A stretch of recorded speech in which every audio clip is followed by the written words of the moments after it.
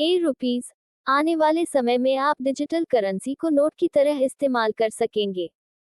भारतीय reserve bank RBI के governor Shaktikanta Das ने सोमवार को कहा कि लेनदेन को स्थायी रूप से हटाकर ई रुपये यानी केंद्रीय बैंक डिजिटल मुद्रा सीबीडीसी के जरिए लेनदेन को ऐसा बनाया जा सकता है जिसका कोई रिकॉर्ड नहीं होगा।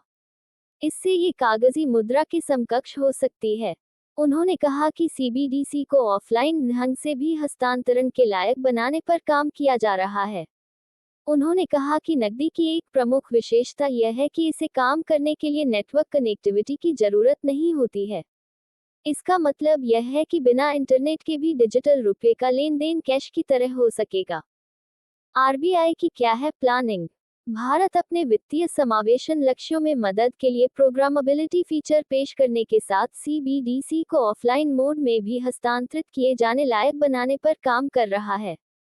वर्ष 2022 के अंत में सीबीडीसी की प्रायोगिक शुरुआत के बाद से ही इसकी गोपनीयता को लेकर चिंताएं रही हैं। कुछ लोगों का कहना है कि डिजिटल मुद्रा का इस्तेमाल किए जाने पर लेनदेन का इलेक्ट्रॉनिक रिकॉर्ड दर्ज हो जाएगा, जबकि नकद लेनदेन में एक गोपनीयता रहती है। दास ने कहा कि गोपनीयता के मसले का समाधान कानून और या प्रौद्योगिकी से किया जा सकता है, मसलन लेनदेन को स्थायी रूप से हटाकर। इसके पीछे मूल सिद्धांत यह है कि सीबीडीसी में नकदी की ही तरह गोपनीयता हो सकती है, न अधिक और न ही कम।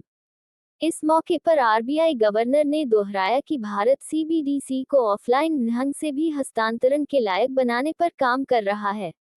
उन्होंने कहा कि नकदी की एक प्रमुख विशेषता यह है कि इसे काम करने के लिए नेटवर्क कनेक्टिविटी की जरूरत नहीं होती है। ई रुपया का होगा विस्तार। इसके साथ ही दास ने कहा कि अपने तमाम प्रयासों के बावजूद आरबीआई अब भी खुदरा उपयोगकर्ताओं के बीच यूपीआई एकीकृत भुगतान मंच को प्राथमिकता देता है।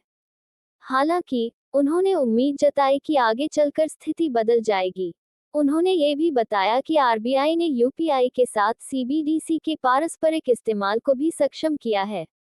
दास ने कहा कि भारत ने बैंक मध्यस्थता के किसी भी संभावित जोखिम को कम करने के लिए सीबीडीसी को ब्याज से मुक्त कर इसे गैर लाभकारी बना दिया है। उन्होंने कहा कि केंद्रीय बैंक सीबीडीसी बनाता है जबकि बैंक इसे वितरित करते हैं। उन्होंने कहा कि रुपये की पहुंच बढ़ाने के लिए आरबीआई ने हाल ही में पायलट चरण में गैर बैंकों की भागीदारी की घोषणा की है। उम्मीद है कि बैंकों की पहुंच का लाभ सीबीडीसी के वितरण और मूल्यवर्धित सेवाएं देने में किया जा सकता है।